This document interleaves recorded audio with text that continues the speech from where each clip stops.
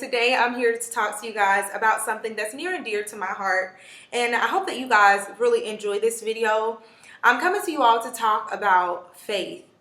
And when talking about faith, faith is something that can be a bit scary at times to even think about, sometimes scary to actually do it and actually act in faith.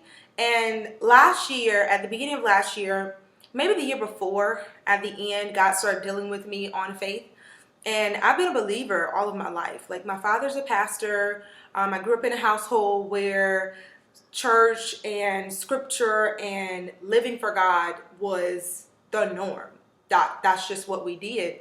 And not saying that, we didn't have challenges. When you're saved, you're going to have those challenges. But faith has always been a part of my upbringing. I have heard sermons on faith. I have been in churches and I've seen others' faith bring them so far. I've read scriptures where faith has done amazing things. But just recently, last year, God shared with me that I didn't have faith. He literally said, "Mary, you don't have faith." And I was just like, really? Like, I've walked with you since an early age, I've lived for you, I've done these things, that you've asked in your word, and said to me, you don't have faith. And I thought, wow, really? I don't have faith? It's one thing to believe God, but there's another thing to walk in faith, to activate that belief. You can say you believe all day, and in your heart, you believe something, you've received it, but then to act on it, that's faith. Faith requires movement. Faith is not a word that is just a word that doesn't require for you to do something. Faith is an active word. It is a verb. Like, faith without works is dead. And in working, you have to do something. You have to not just say, God, I believe you for this, and not actually show God that you do. You have to take steps. And all my life, like, I've walked in fear. I've been afraid of so many different things. I'm afraid of heights. I'm, afraid of rejection. In the past, these are my things. I was afraid, step out and sing. I was afraid to talk in front of people. Just all throughout my life, I've lived a life of fear. I believed God, but acting upon that belief, really exercising that faith, was something that I had not done. And so last year, God said to me, I remember as clear as day, he said, "Mary, move." And at the time, I was living in North Carolina, and I was pretty comfortable being where I was. My family was near, I had gotten used to, being close to my twin sister. And hearing that, I thought, there was kind of this movement, spiritually, where I felt like, a change was necessary, but I didn't know what that change was. And so when God said move, I thought, okay, I hear you. I hear you like clear as day. I heard you say move. Now that you said move, okay, how? Literally, I said to God, okay, how? Like, how is this going to happen? Because my current financial situation was not great. I'm a teacher, and you guys know teachers do not make much. And in North Carolina, the pay is like even worse than probably the teachers in your state or your city. Like, North Carolina teachers don't get very much at all. And I was living, paycheck to paycheck, and I was just like, I don't know how this is even possible. And many times God will ask you to do something, and he knows that it's going to be something that's going to be very uneasy. It's not going to be something that you can readily do right away, that you have the resources necessarily accessible to you. God asks you to do things that are outlandish. Sometimes things that are so far beyond your current situation, where you are. And so when he said that to me, I was just like, okay, move. Where? How? I'm not a well-traveled person. I have not been that many places. I've, traveled here and there, but I'm not someone that frequently travels, and I know a whole lot of places to go. I have family here and family that's not my story. So when he said move, I'm like, okay, this is going to be really interesting. So I began to, you know, kind of seek him even more about where I needed to move. And so I began looking online for different places to move, just trying to make sure, you know, I'm someone who, although I was in the past walking in fear, my heart's desire is to please God. And if he tells me to do something, I want to make sure I do that. Even if I am afraid, I'm going to try my best to do it afraid. And I've learned that over the years. That's not something that I've always done. But I've gotten to a place where I've learned to do it afraid. And so in that season last year when he said move, you know, I just was like, okay, all right, God, this is scary, but I'll do it. So I began looking online, you know, looking for different places that I looked in places that were good as far as education, you know, and that the pay was a little more and things like that. And so I began looking in Wyoming, and I was looking there, and it just didn't feel right. And then eventually I landed on a site about Dallas, Texas, you know, education there. And it just, I don't know, it just felt right. And you know when something is right. Like in your spirit, God will just give you that assurance, that peace about it. And so I had that. So I began looking in Dallas, and I just took a huge leap of faith. And I'm telling you, in that season where God was like developing my faith, he like everywhere I would go, I was literally like, I could not go anywhere without hearing something about faith. Like every church service, it was like all the ministers had gotten together. Although they were in different places, I was going to like different states, like I'd gone to different conferences with my praise team and things like that. Everywhere I went, at my church home, other places, other states, everybody was talking about faith. And I thought, wow, like this is just confirmation. Like Jesus really wants me to get out of this boat. And so I was just like overwhelmed. Like, you know, when you get confirmation from God, it just plummets your faith. Like it takes it to another level. And so everywhere I was going, you know, there was just this moment of just faith. And it was just really just encouraging me and just boosting me up, you know, to move eventually. Although I didn't see a way. I didn't know how in the world was going to happen. But you know, so I eventually decided to, for spring break, to go to Dallas to just do what was necessary. I didn't have the money to do it, but I was like, I'm going spring break. I'm going to Dallas. I'm going to visit. You know, I looked it up online and it felt right. I'm like, I'm going to visit. And so I'd never been before. And so I eventually sold my furniture and everything just for this visit, just to visit. I sold my furniture and everything. I had determined in my mind, God, I'm going to trust you. And I'm going to show you that I have faith. I didn't have it before, but this time I'm going to get it right. Like I'm going to exercise my faith. Like he really just helped to illuminate what that word really meant last year. And when I took all those different steps, he was right there with me. Like he was carrying me, and he was just letting me know and assuring me, I've got you. And God will do that for you guys too. And so I had gone to Dallas, and literally I get to Dallas and I had planned in my mind, I'm going to Bishop T.D. Jakes' church. Like that has been a dream of mine. And you guys may say, like, that's not a big deal. For me, small things are huge. Like when God brings me into a place of abundance, and like when I get to the promised land, you don't have to worry about me not being thankful. Because I am thankful for the smallest things. Like something like that, I was like, I want to go to Bishop T.D. Jakes' church. And so that Sunday, I actually went. And the service was, anybody who's been to his church, and I'm sure some of you guys have, and you probably live in Dallas, if you've been to his church, it is just an experience like no other. And so I went to the service, and for new members, and I was thinking it was on Easter Sunday. Literally, I went to his church on Easter Sunday, and it was packed. Like traffic was ridiculous. And so I went, and I was thinking I was gonna have to sit like really, really far back. I wasn't gonna have a good seat. I was thinking all these different things, but they had this whole system where if you're new, if you're a guest to the church, they have like reserved seating for you. And I was a guest, I'd never been before. And so they sat me, I was seated in a good area, you know, down on the floor where I could see very well. And they also gave me like this little packet. And I didn't look at the packet until I got back in my car after the service was over. The service was amazing. Like it was just great.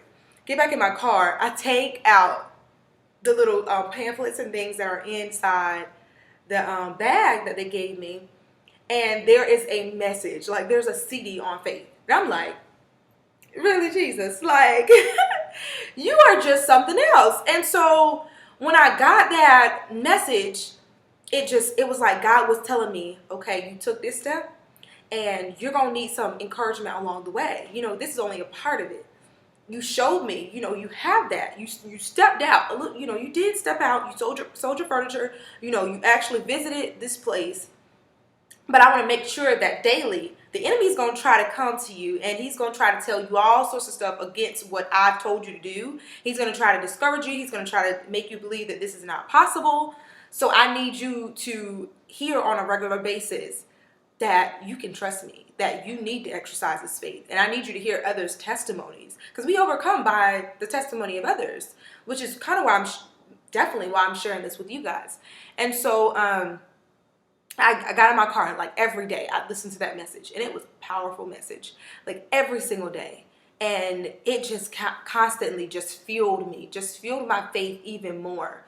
And when you're in a season where you're kind of uncertain, where you're trying to figure things out, it's important that what you feed your mind, what you feed your heart, is things that are positive. You have to do that, or you're going to be discouraged. You're going to feel like you can't make it. You're going to like get in this mode of depression and just feeling like it's impossible. So you have to kind of feed yourself those things. And God made sure that in that season, I had the fuel. You know, nobody around me had to say, Mary, you got this. This is going to happen. I didn't have any of that. I had that message. I had what God said to me. And God wanted to make sure I stood on that. And I'm so thankful for that season. And so, you know, when I got back home, I was just like already done. Like, things are going to happen. It's already done. I don't know how it's going to work out, but it's going to work out. So I began looking for places in Dallas, trying to figure out, because I made up in my mind, God, I trust you so much. I'm going to move whether I have a place or not. Like, whether I have a job or not, I'm moving. Like, I'm moving to Texas. And initially I thought it was Dallas, you know, and I asked God for confirmation before I left Dallas. And I got that confirmation that I was on the right track, that I was in the right place, like the right vicinity, like I was where I was supposed to be. And so when I got back home, I began researching. I'm like, okay, I'm looking for jobs, and, you know, nothing's really working out. I applied for teaching jobs in Dallas. Nobody responded or anything. Literally, when I let it go, and I was just like, God, I'm not doing any more work. Like, because I was literally, like, there was just this urgency every time I got home to look up online, you know, schools, work, places to live, call people. I was doing all this lead work. And till I got to a place where I'm like, okay, I'm going to settle in my faith, my decision to trust God and believe that he's going to do this. And I'm going to leave it alone. Because I just, you know, it was borderline anxiety. I was just like so pressed to make sure this was happening, that it was going to happen, that I was kind of, you know, mentally just exhausted. And so God was like, just rest in what I said to you, rest in your decision, and know I got it. I'm going to take care of it. And so literally, like, this was around, spring break was around March, I think March or April. And I had made a decision by the end of the school year, which was June, that I was gonna be in Texas. Like, I was moving. I didn't know how, but I was moving. And so I think it was, I can't remember if it was Memorial Day. Like, I don't know. I can't remember. It was a holiday. And I was literally just enjoying myself, not thinking about it. I was like, I'm going to set my mind at ease. I'm not going to worry about it. And so, my assistant at the time, I said that I would not tell anybody at my school because, you know, you don't want to put something out there like that you're moving, you know, and all this other stuff. You know, not everybody is at that place where they believe like that. And, you know, you can't tell everybody your dream. You can't. Like, you all may know the story of Joseph. You know, he told his brothers his dream, told his, you know, his family, and, you know, they pretty much put him in a pit because of it, you know, and not everybody's going to understand your dream. So sometimes you got to just keep your mouth closed and not tell anybody. So, you know, I told my sister, I told like maybe one other person that was really close to me, but I couldn't tell everybody in that season. I was like, I'm not going to tell anybody, especially not my colleagues. So I didn't tell anybody, but then eventually I felt in my spirit it was okay to tell my assistant. She was also somebody who was a believer. And so I told her, And in telling her, she just encouraged me, she motivated me, and although we would not be working together, you know, our time being together was definitely God. Like, God ordained that because she was amazing. But, you know, in talking to her about it, we would like go online and look for places together. And it was just really nice to be able to have somebody that I could talk to during the daytime about this whole situation. Because I really didn't have, you know, when you can't tell anybody, it's really difficult, you know, trying to, you know, mentally wrap your brain around everything and you know, figure all these things out. And so she kind of helped me through that process, and I just let it go. Holidays had come around, and I'm at home because, you know, we didn't have to go to work, and she sends me a message from Facebook, and it's like a flyer. There's an article about a school district in Texas, and I look at the article and I'm like, really? Now, it was not Dallas. Dallas is where I applied. Dallas is where I thought I was supposed to be. But when I left Dallas, when I went for spring break, God told me you were going in the right direction. But he did not say that Dallas was going to be the place. And so she sent me this this article, and it said, calling all North Carolina teachers, the Houston Independent School District is looking for teachers to come and join our team for this coming school year. And I thought, hold up, God. Like, what? Because I had applied in Dallas, no responses, nothing happening, and like in big bold letters, calling all North Carolina teachers. Like, where does that happen? Come on now. Like, when I saw that, I thought, wow. God, you are something else. Like, you will move the mountains, the earth, and everything. Like, for your people, you will go out of your way. That doesn't happen. Like, that's never happened before. And I was like, okay, it's Houston. It's not Texas. And so I was kind of frantic in this moment because I'm like, oh my God, okay, what is happening? So I'm reading this, and it says that they're having a job fair. And I'm like, oh boy. So mentally, you know, when you get all emotional and you just like worked up and stuff, you don't take the time to really digest what's in front of you. So I didn't really digest it. I'm looking at it. I'm like, okay, I see the information. They're having a job fair. And I'm like, oh boy, I'm going to have to like figure out how to get on a plane to get to Houston, to go to this job fair, to apply for this job and all this other stuff. But when I settled my mind and, you know, stopped thinking about all this stuff and just like, shut up and stop being so, you know, all over the place. When I read it a little further, I realized, oh my, like really?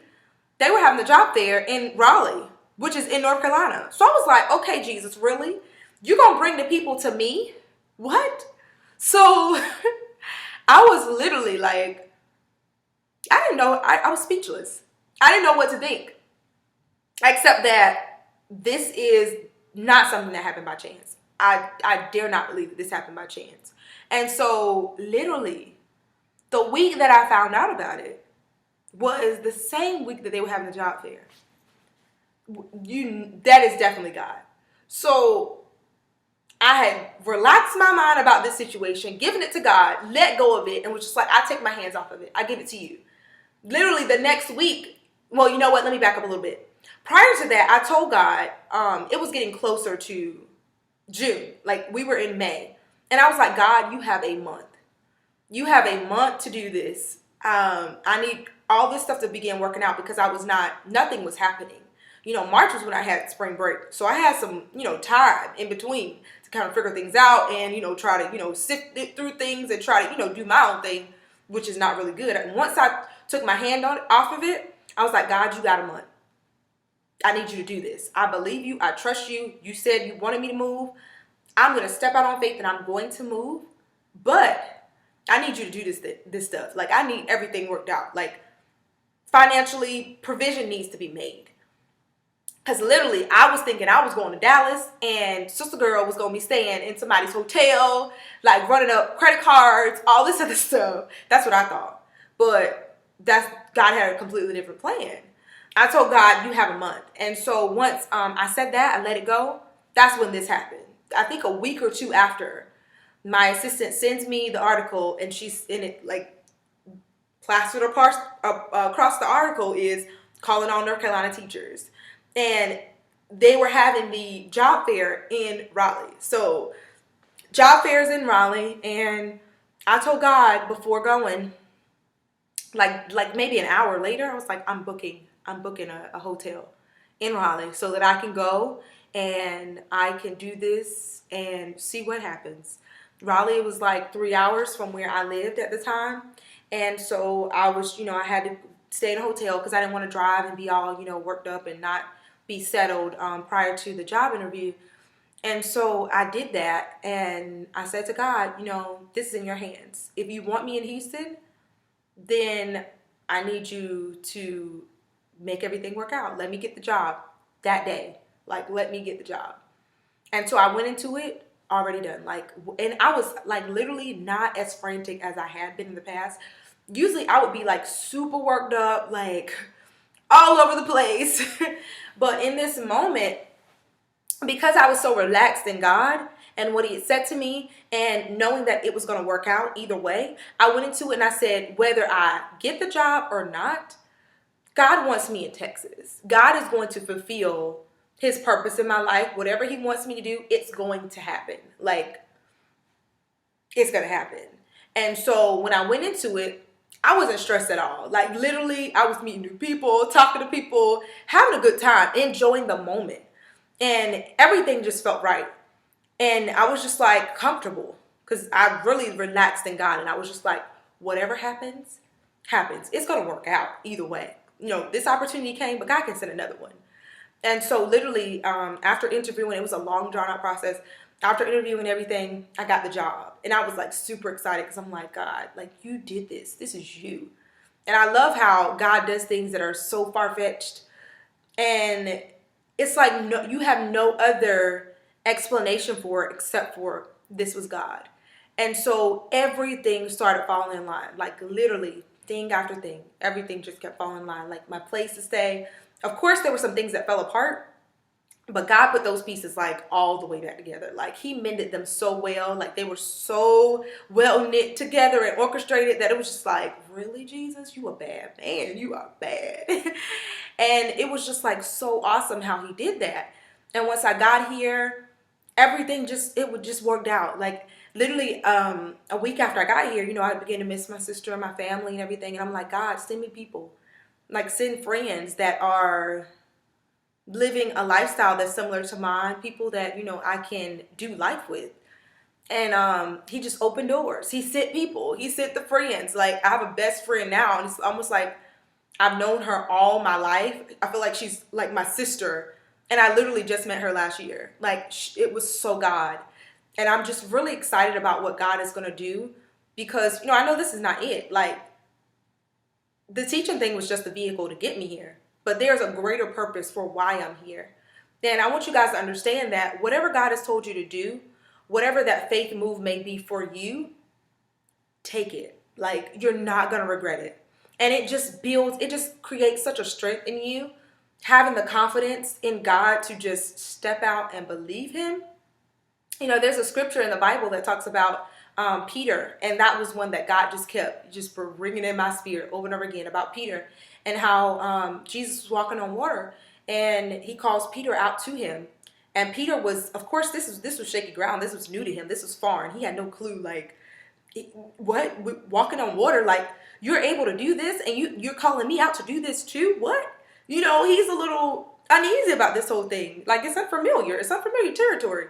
Your situation is unfamiliar territory. That situation for me moving was unfamiliar territory. I've not been that many places. Like, I've been glued to my sister since birth. So moving was huge for me. And so he calls Peter out to him. And Peter actually musters up enough strength, enough courage, and enough faith to believe that he can walk on water like Jesus, and he steps out of the boat. But getting out of the boat is not the main or the biggest battle. That's only part of it. For me, I got out of the boat, but God is like, okay, you got out, but now I need you to move. Now I need you to start walking and walk towards me. I need you to keep your eyes glued on me. Focus in on me. Focus in on what I said. Like the volume of everybody else needs to be turned down, and you need to increase my voice in your life. You need to hear me now. You need to focus your lens, your eyes need to be on me. Glue them to me in this season.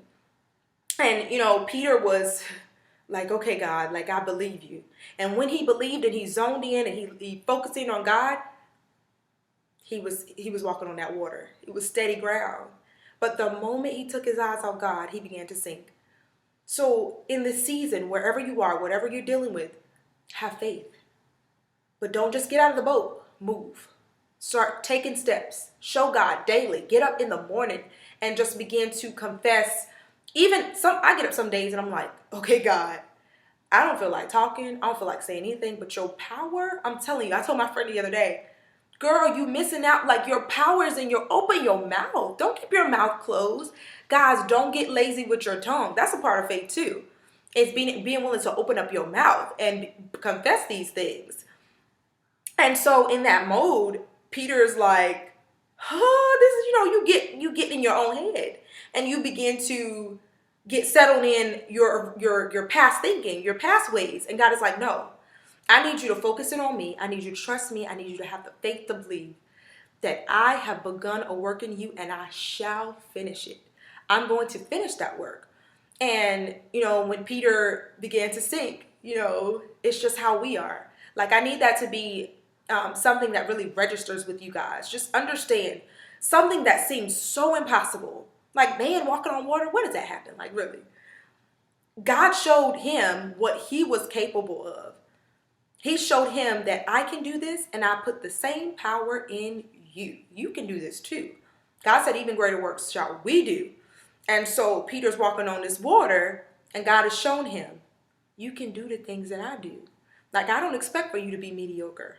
Like, this for another person would have been impossible. But with me, guess what? Anything is possible. I mean, whatever you think is like up there, like never happening, you're right. God is like, oh, I can do that. I can do that and more. I can do so much more. Like, I can do you one better.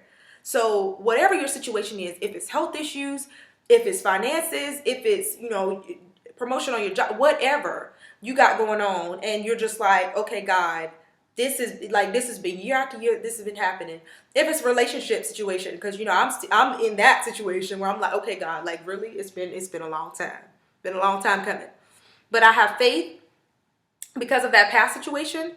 Last year where God, worked things out and He moved me here. I know that everything else is gonna fall in line too. I was reading the scripture yesterday and it really made me smile. It said, seek ye first the kingdom of God and His righteousness, and all these things will be added. And it was paraphrased. It was saying, God knows your needs.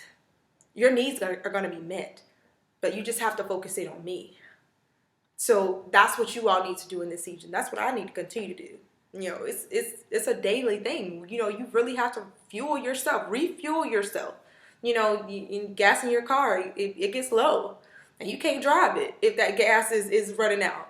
If it gets to the point where it's empty, you never want to get to a place where you get so low on your faith, so low on your positivity, in your drive, that you just get depressed and you allow the enemy to really win.